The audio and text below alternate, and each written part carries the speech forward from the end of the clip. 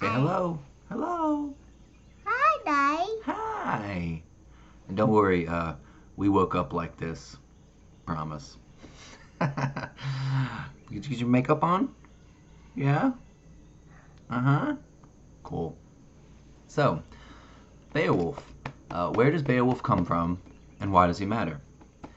So Beowulf is an Old English epic poem. They believe it was written between 975 and 1025 AD. Now, that doesn't mean that's when it was created, because it comes from a tradition where stories were told orally. They were conversations. They were told or performed around fires and in big meeting halls. What makes Beowulf special is that sometime at the end of the first millennium, they wrote it down, and it was one of the first stories to make it into written English, which is pretty much the only reason we even know about it today. The author is anonymous. Generally, they call him or her, probably a him, just because of the tradition it comes from, the Beowulf poet, just to have something to call him. And then Beowulf is actually, it's just the name of the main character. It was untitled. So a lot of these names and titles, they're really just functionally for us, but this is truly a product of the Anglo-Saxons, of humanity itself. Beowulf, he was supposed to have been a Geat, is what they are called. They come from northern Germany. He was a prince, and he was a hero that was called by Hrothgar, the king of the Danes, to come and lend some help. So, where our story mainly takes place, it's all Danish people, even though Beowulf is basically from a neighboring tribe.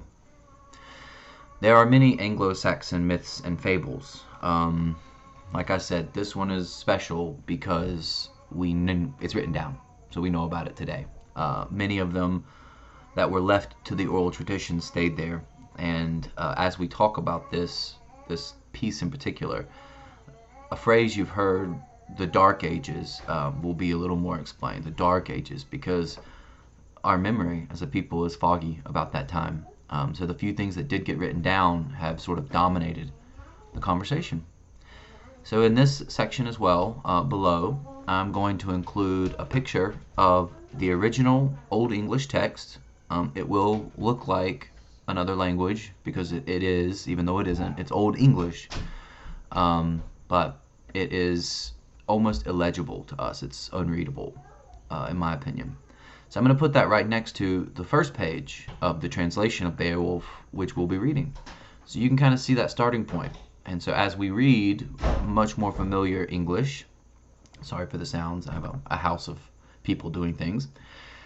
As you read, you'll be able to kind of see why some of the phrasing and some of the lines and words just don't feel right to us.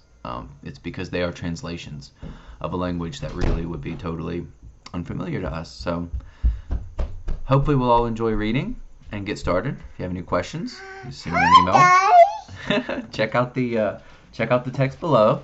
And this is goodbye for today from me, your teacher, and Roan, my teacher. He wishes. Bye, guys.